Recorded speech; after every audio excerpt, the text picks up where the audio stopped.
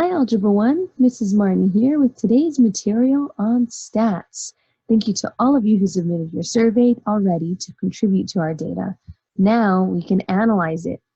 In this video, we're going to focus on the following things: minimum and maximum, mean or average, median, mode, and quartiles. Having these statistics will give us the information we need to create various representations of data, which will be in the next video. First of all, there are two types of data. There's quantitative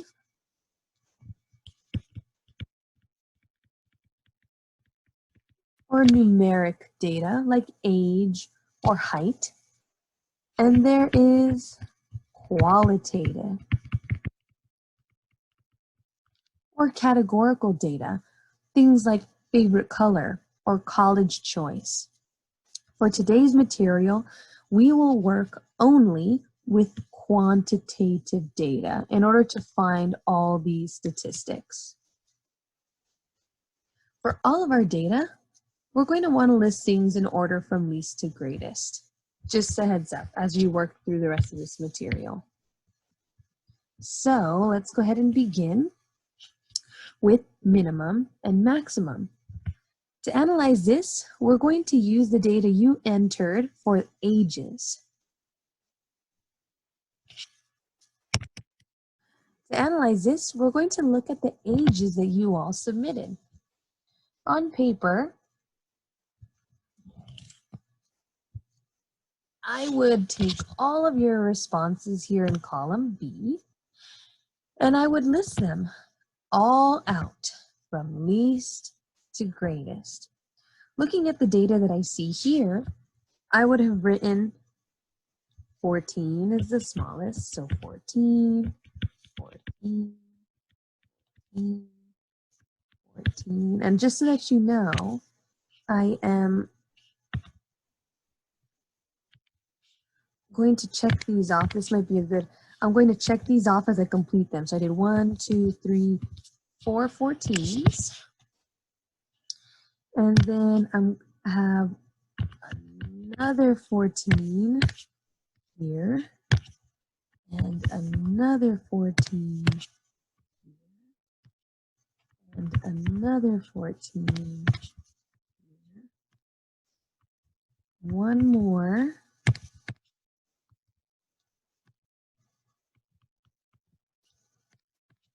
And I think I've accommodated for all my 14s. We're going to only stop at this row 15 in our spreadsheet. To continue, I've got 3 15s. 1, 2, 3 15s. And again, I'm just crossing them off my list so that I can keep track. Oh, I have one more here. I am 15 years old. So 4 15s. And then finally, I've got a 17. And so again, by crossing out the numbers in my data set on the spreadsheet, I was able to make sure that I accounted for all the submissions that I had.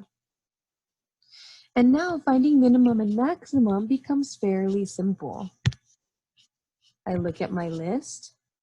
I find the first number, which is the least. I find the last number, which is my greatest. And these become the minimum and the maximum. Okay. So one more time, the minimum is the first smallest value, and the maximum is the last largest value. But as you can see, that sort of thing can become pretty tedious. So let's spice things up and look at a little technology. Just so that you know, I have posted all this data on Schoology, and it is anonymous, so don't worry about that, but it's posted on Schoology, so feel free to try this out as you watch along with the video. Before I do any adjustments, I'm going to go ahead and go through the sheet and make sure that the data is all in the format that I'd like. So for example, this one, I really like that this person wrote their answer in a full sentence. But for now, to work with data, I'm going to change it and just put the value 15. Okay. I'm gonna scroll through here, make sure everybody else's values look good, and they do. And now I can select column B with the ages. And when I select column B, I have this little drop down arrow here to the right side of the column. And I can click on that and I can sort the whole sheet. I don't want to sort just the column because I want to keep the responses together. I'm going to sort this sheet, from A to Z. And when I do that, Google Sheets puts my data from least to greatest for me, which is awesome because it saves me loads of time. Now all I have to do is look at the top value, the least, which is 14, and then I can scroll down and look at the bottom value, which is the greatest value, and that's 17. That's our maximum. Min and max done. So having data in a spreadsheet becomes really, really powerful because Sheets helps us determine a lot of data on its own. There are also functions in Sheets that you can use. There's a minimum function and a maximum function that once again will take a set of data and calculate for you, but that's for another day when we have some more time to work with Sheets, but it does exist just so that you're aware. Let's use the how tall are you question to find the mean or the average. So I'm going to scroll over here to column E where it says how tall are you. So let me scroll that over a little more. Again, going up here, column E. Here's the formula for average. We're going to use this data to determine the mean. And the mean is the following formula. It is the sum of the values divided by the number of values.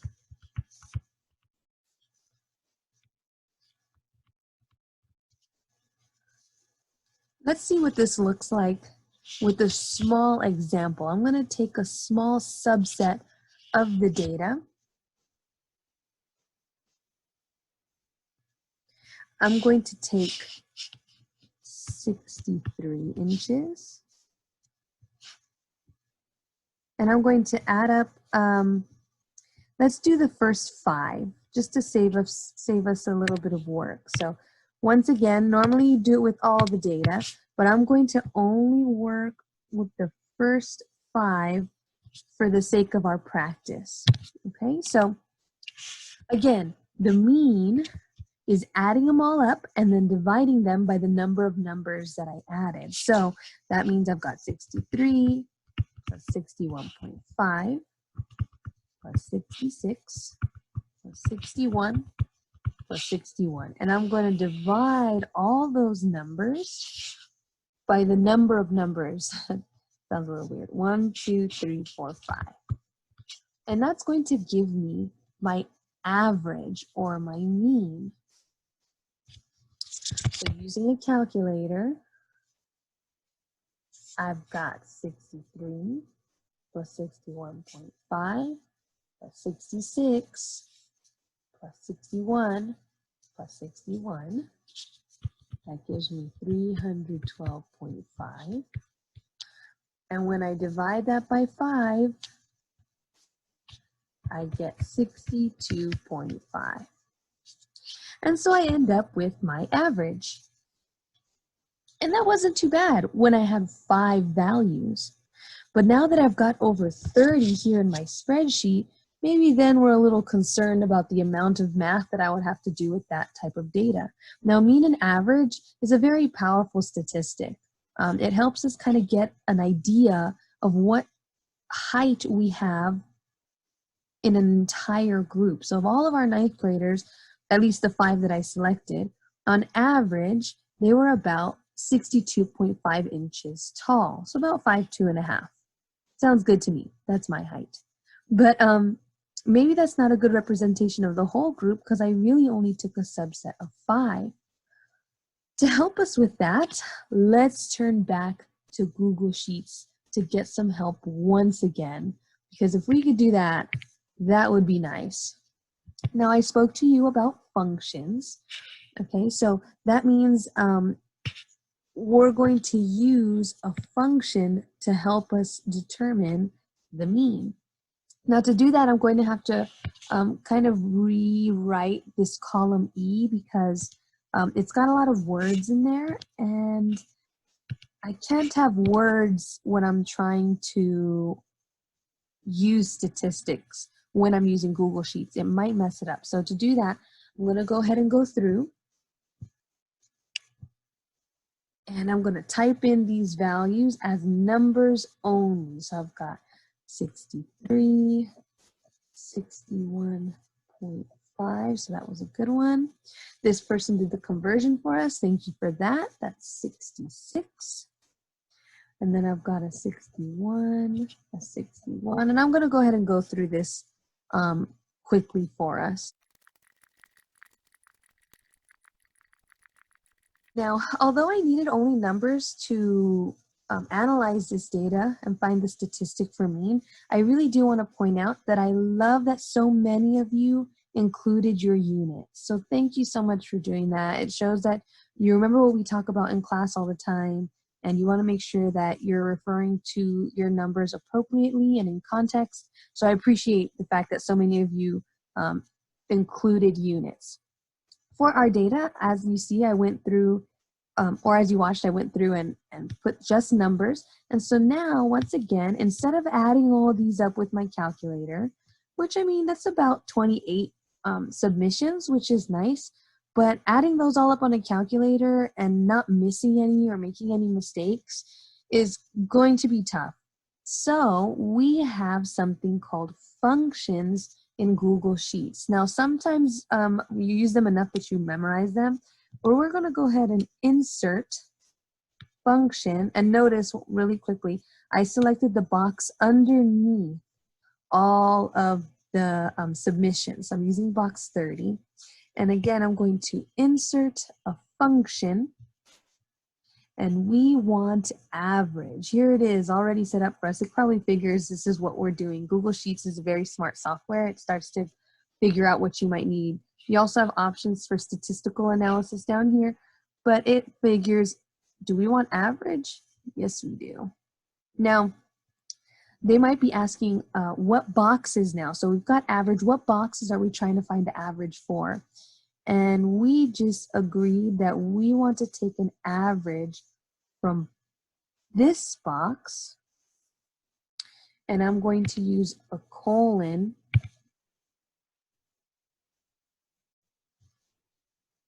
to tell Sheets that I want to go from F2 all the way down to F29.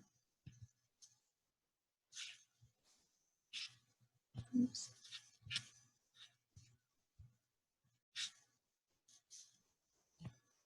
Sorry about that, my computer is not cooperating. F29. Now notice that all my boxes get highlighted orange so that it's very clear to see what numbers our Google Sheets is going to average for us. So we want all those guys, and having the colon there between F2 and F29 saves us from having to type out every single box number, okay? And so that when I hit another box, it calculates it for me. And when I see mean using the calculation of all 29, it looks like we weren't too far off. On average, our young people in Algebra 1 are about 64 inches. So once again, using the average function in Google Sheets helped it calculate for us. Isn't that convenient? Let's look now at how many brothers or sisters you all had for the next one. So let's scroll over here and look at column P, how many brothers and sisters. Mode is the next topic that we'll work on. Okay, so we have taken care of minimum and maximum, mean or average. Now we're looking at mode. By definition, mode is the value that appears the most in a set. The value that appears most often in a set.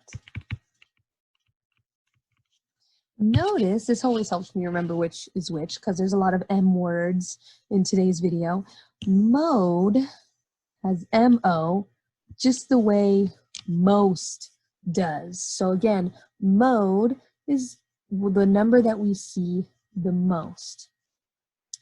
Once again, it might be helpful for us to write the list from least to greatest so we can see what number comes out the most. If the numbers are all scattered, sometimes it's a little harder to see.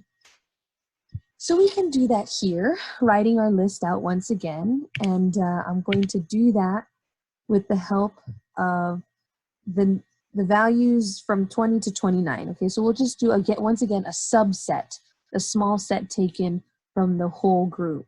And so as I can see, I'm going to look here and try to carefully do these from least to greatest.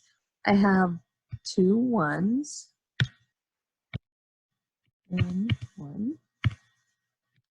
I've got 1, 2, 3, 4 2s.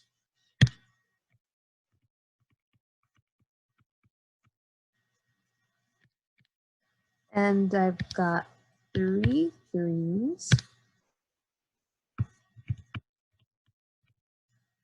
And I've got a 4. And that takes care of all of my values here. And so I can see pretty clearly that the number that I see the most times is 2. So in my book, when it asks what is the mode,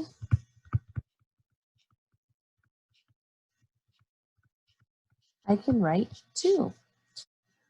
In the context of this column, how many brothers or sisters, really this 2 means that most of us have 2 brothers and sisters. That's the number that comes up most often. But is that really the case with the whole set? Remember, this was only a subset, and really that's because I didn't want to deal with all of the data.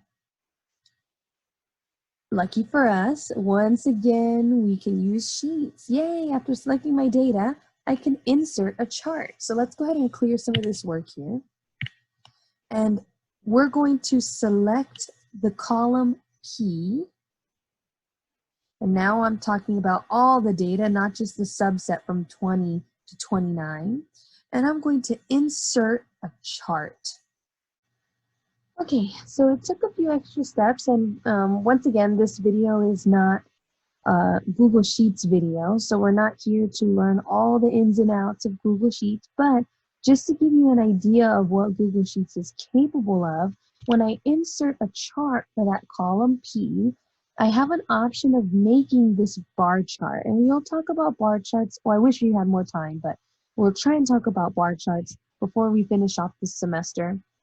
But notice, and again, I wish these were in order, but notice that down here, I'm looking for the tallest chart because over here we've got something called frequency. Sorry, that pen is really thick.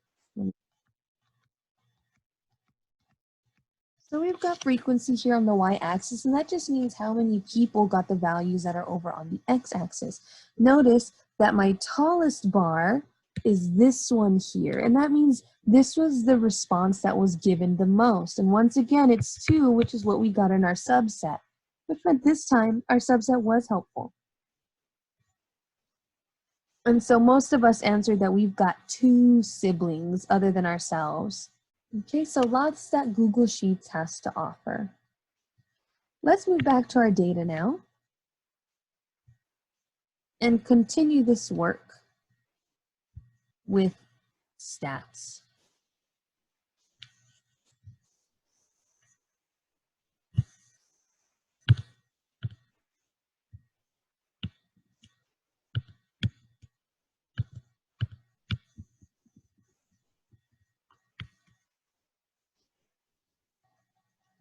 So now we've taken care of mode and we are ready to consider median.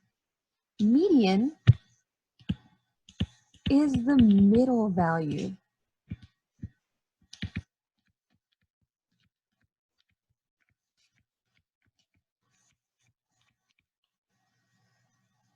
Okay, let's take another subset, this time of our shoe size. Let's see our shoe size here. There it is, column D. Okay, so let's take a subset of this data in column D on shoe size. We're just going to take the set from, let's do 5 to 9. We're going to take 5 data points here. Okay, and once again, as with all things statistics, we're going to go ahead and order these things from least to greatest. So that's 2, 6, 7.5, 8, and 9. Okay, and it's asking for the median, which is the middle value. I'll take a number off the back. 6, and it's fairly easy to see that 7.5 is the middle value of the set. Just to confirm, I can see that I've got 2 numbers on the right and 2 numbers on the left, so I know that 7.5 is in the middle. So that's not too bad. 7.5 is the median of this subset of our group who answered about their shoe size. Something interesting happens though when I include another number. So let's go ahead and take out this data, and I'm going to add one more number. So let's do 5 to 10 now. So that means I've got 2, 6, 7.5, 8, and 2 9s. And if you go through this data and try to find the center this time, you notice that my center ends up between 7.5 and 8. But there is no number there between 7.5 and 8. And again, to confirm, if that's the middle, I've got 1, 2, 3 numbers on the right, 1, 2, 3 numbers on the left. But you can't very well give no answer for the median. There has to be an answer there. So to find the middle, one strategy that we use is to add up those 2 middle numbers and then divide them by 2. Okay, so you might be wondering, why divide by 2? Why are we adding them? Well, it's kind of like when you have a string. Think of how you find the middle of a piece of string. What might you do? I would fold it in half. So what you're doing here is finding the midway point, or the halfway point, between 7.5 and 8 to find the middle of that section. And when I do that, I find that my value is 7.75. That's my median. Okay? So whether you have an odd number of numbers where it's easy to find the middle, like in the last example, or an even number of numbers where you need to kind of find the midway point between 2 numbers on either side of the center, you have now some strategies to find the median. Quartiles work the same way. So let's add a little more data here for us, once again taken from our shoe sizes.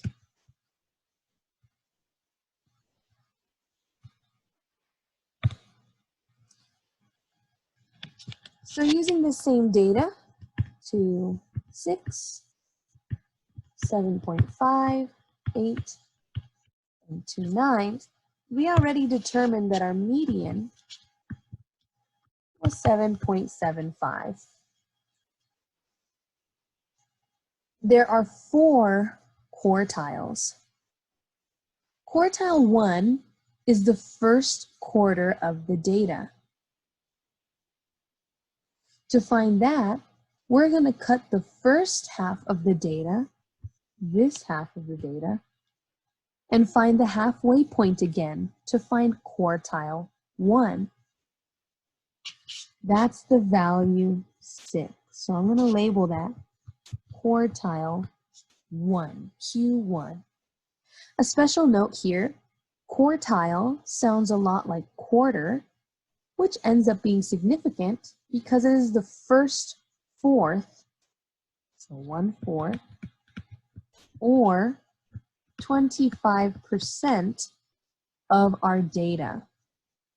Okay, so up here, quartile 1, that's 25% of the group. Quartile 2 happens to be the next 25% of the group, which is our median.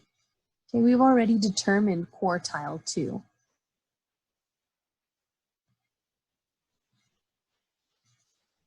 Moving along, we find quartile 3. That's using the upper half. Quartile 3 is the next 25% of the group.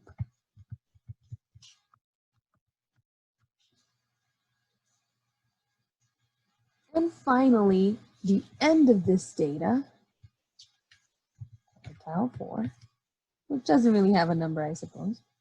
We don't really refer to it often, actually. Is going to be another 25% of the group.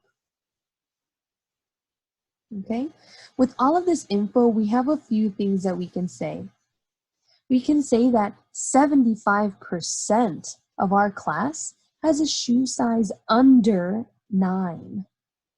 And again, I found that by adding up the 25s here. 75% are below 9.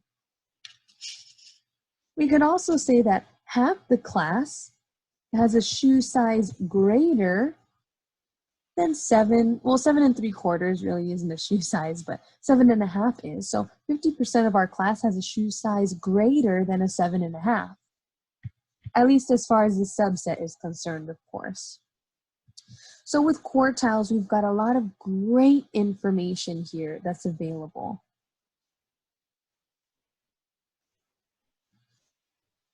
So quick recap, because this median and quartile stuff can become a little overwhelming with all the numbers. Quartile 1 makes up the first quarter of our data, or first 25% of the data, and it's the halfway point of the first half of the data. Notice that we had a number in the middle this time, but if we had had 4 values over here instead, which happens sometimes, we can once again add them and divide by 2 the same way we did with the median over here. So that kind of idea works the same. Quartile 2 makes up the first 50%, or another quarter, 25. And quartile 3, and quartile 2 is also known as the median. Finally, quartile 3 is the top half, or the upper half of our data set, that midway point of that upper half. And so now together we have covered quartiles. So not too bad. And that takes care of our work for today. It was a lot of vocabulary, but also a lot of real life information that we gathered here. You've all done very, very well so far. I know that this is a lot of information, and I'm happy to see that so many of you have really been persevering and learning all of this. For today, please log into ALEKS and find your stats assignment. We'll be making graphs and tables in our next video, so look forward to that. Until next time.